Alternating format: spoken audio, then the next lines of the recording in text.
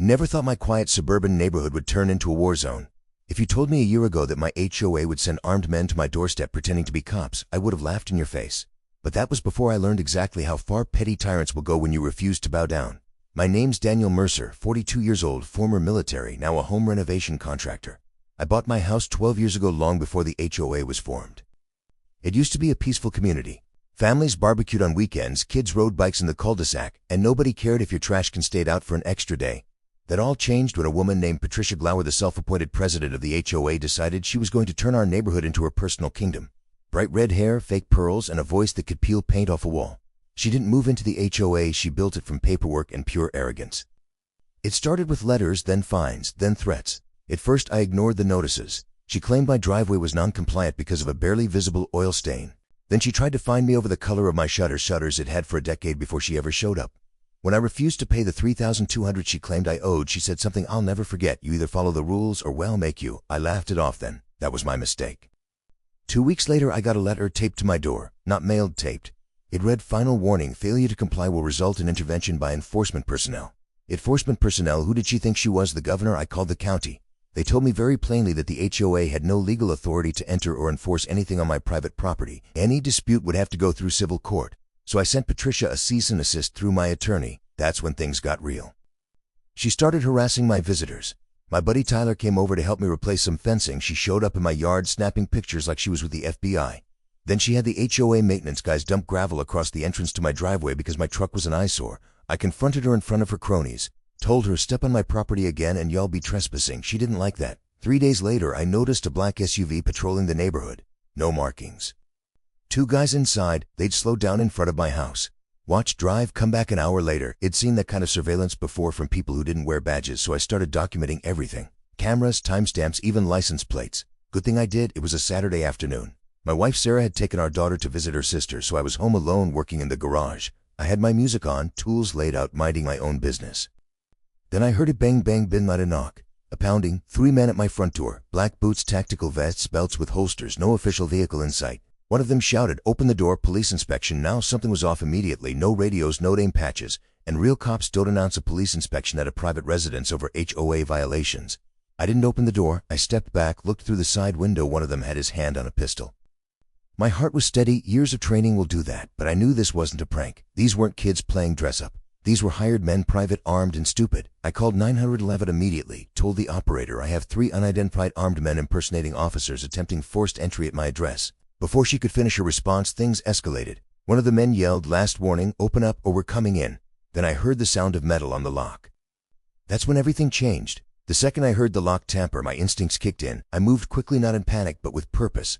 I wasn't about to start a firefight in my own home, but I wasn't going to let 3 armed imposters storm in either. I spoke through the door loud and controlled. "This is a private residence. I've already contacted law enforcement. Step off my property now." They didn't back down. One of them muttered to the others, "He's bluffing." Then crack. They hit the door with something heavy, a battering ram. That's when I moved to the side wall where I had a secondary camera set up inside the entryway. The live footage showed their faces clearly. No badges, no visible ID, just aggression and arrogance. I hit record. They rammed the door again. The frame splintered. But before they could push through, I shouted, "Smile for the camera, boys. Real police are on their way." For the first time, they hesitated. One of them stepped back, glancing toward the street like he was reconsidering his life choices. Too late, because that's when I heard the sirens, not theirs, the real ones. A Bremerton PD cruiser came tearing around the corner, lights on, siren blaring. The 3 fake cops froze, not because of guilt, but because their plan didn't include backup they didn't control. 2 officers jumped out, real uniforms, real badges, real stance. The lead officer drew his sidearm and shouted, "Hands where I can see them, drop any weapons and step away from the door." For a split second, nobody moved.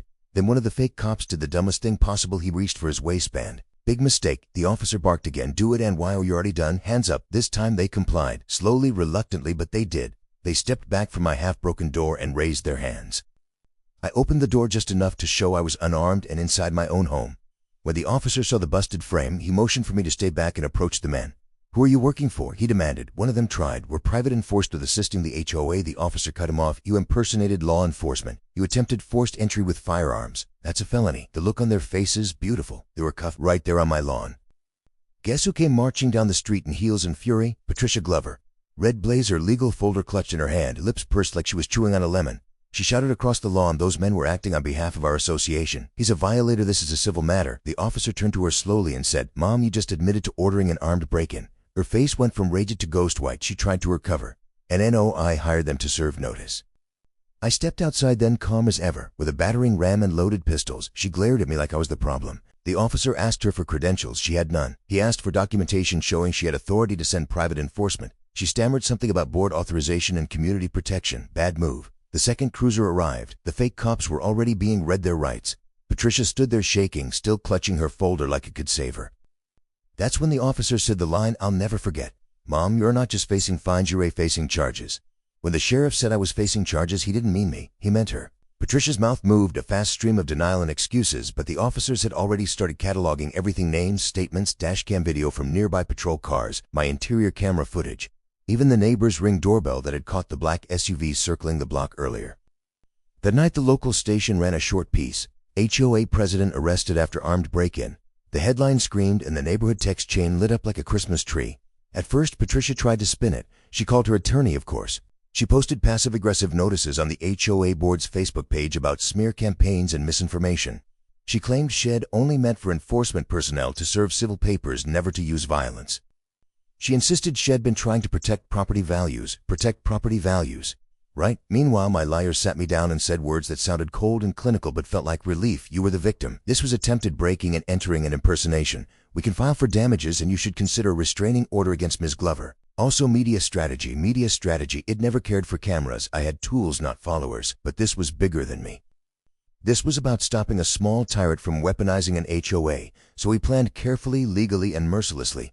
Within 3 days, officers executed a search warrant at Patricia's home and seized records, bank statements, and a ledger from a private enforcement company she had been funneling HOA funds into. The black SUV was traced back to a shell company that listed Patricia as a major stakeholder. Witnesses who had been too scared to speak before started calling detectives. Once one person told the truth, the weight of silence began to crumble, and it wasn't just criminal. I filed a civil suit for trespass, emotional distress, and punitive damages. That filing triggered depositions, legal questions that made Patricia sweat under oath. Her private little kingdom was starting to look like a house of cards. She hired a hyper PR team. They tried to paint me as vindictive, a disgruntled neighbor out to ruin a community volunteer. They called my character into question. Is this the guy you want representing your neighborhood? But as news outlets dug into Patricia's previous actions, they found a pattern: frivolous fines that lined her personal account, intimidation tactics, and the quiet, very quiet settlement SHED paid out to keep neighbors from going to the police. Justice oddly has a taste, not sweet, sometimes slow, often bureaucratic, but it is steady. It collects evidence like a tide collecting shells, and when enough shells pile up, the shoreline changes. It was during a community hearing, one of those endless HOA town hall events, that everything turned public for good. The gym was packed. Cameras from local news outlets filed in. Patricia strutted in like it was her coronation. She had a script ready: outrage, indignation, the same practiced fury. She intended to control the narrative. Instead, people stood up. One by one, they told their stories. Mrs. Chen, who'd been fined for planting the wrong kind of rose. Mr. Alvarez, who'd had his mailbox painted over without permission and then been billed for the repair. Angela Torres, whose testimony Wed obtained and who had the courage to step to the mic and say plainly, "She pulled a gun on my husband at an HOA meeting." When Patricia tried to interrupt, the room's mood changed. These weren't anonymous online comments. These were faces of people who'd been bullied into paying hush money, into pretending everything was fine. Their silence had been purchased. They'd been lied to. Standing there, microphone in hand, Angela looked right at Patricia and said, "You threatened us. You told us if we spoke out you'd make our lives miserable. You used fear as a policy." Patricia's red face was an open book. She spoke less coherently than she had in her carefully staged press conferences. She sputtered about rules and community safety and how tough decisions must be made. People laughed bitterly. By the end of the evening, the HOA board voted to remove Patricia from her post and to hire an independent auditor. The county launched a formal investigation into misappropriation of HOA funds. Sometimes the most satisfying revenge isn't violence. It's exposure. It's ordering the chaos and letting the crooked cards fall where they may. For Patricia, the fall was public. For the neighborhood, it was a long-needed wake-up call. You'd think the hardest part would be seeing her hauled away or watching her name dragged across headlines. It wasn't. It was the quiet moments afterward when my daughter's face flashed in my mind, the characteristic way she chewed her lip when she was thinking, the small mismatched socks she'd outgrown but kept for sentimental reasons.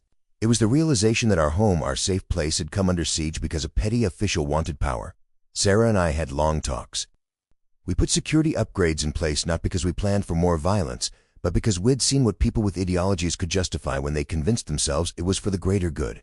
We installed new cameras, better locks, and a panic alarm linked directly to the sheriff's office. We also set up a small fund to help other neighbors who'd been extorted or harassed by the old HOA regime. And I didn't go around bragging. I told the story to anyone who would listen, not to make me look heroic, but to warn. Tyranny starts small. It starts with a letter, a fine, an insistence that someone else knows better how you should live in your own home. Patricia's criminal case moved forward. The state charged her not for the HOA's petty harassment, but for conspiracy, attempted breaking and entering, impersonation, and embezzlement. Her attorney tried every angle. She only wanted to serve notices. She didn't know they were armed. This was a misunderstanding. We had a mountain of evidence.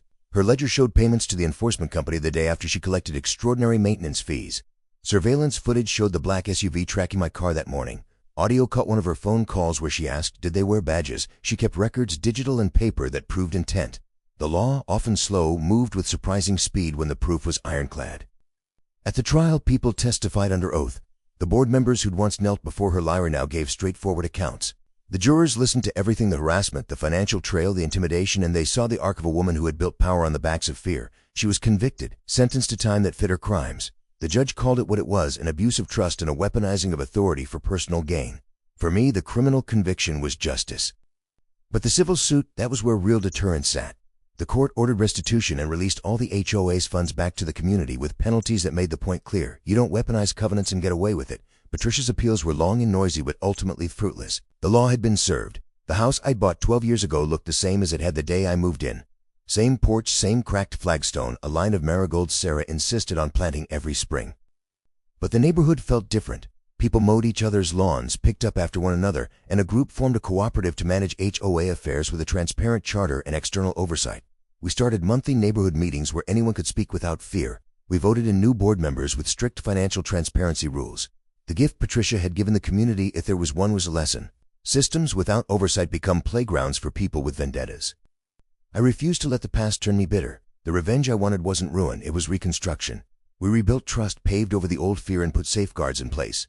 That felt like revenge enough to show that a neighborhood could outlast a petty tyrant. People ask me now, sometimes in interviews or on the neighborhood podcast, aren't you scared? Aren't you worried this could happen again? I am, but fear can't be the only currency we trade in. There's also courage, and that's an investment. If you walk away with one thing from this story, it should be simple: document everything and don't let small abuses go unchecked. Petty power grows in silence. It needs an audience. Your camera, your voice, your willingness to speak up, those are the things that deflate a bully. Patricia is in prison. Her name will be a cautionary footnote in local history. The neighborhood is safer. My family sleeps a little easier. But the real payoff isn't a verdict or a headline. It's the face of my daughter when she hugs me before bed, and the confidence that I can protect my home without becoming someone else's mirror. On a calm evening months later, I stood on my porch with Sarah and watched kids race down the cul-de-sac. Their laughter spilled into the air like music. Across the street, neighbors set up a community barbecue, the same block party the HOA used to schedule, but this time it was our party. We hung up a simple handmade banner, "Make Blue Together."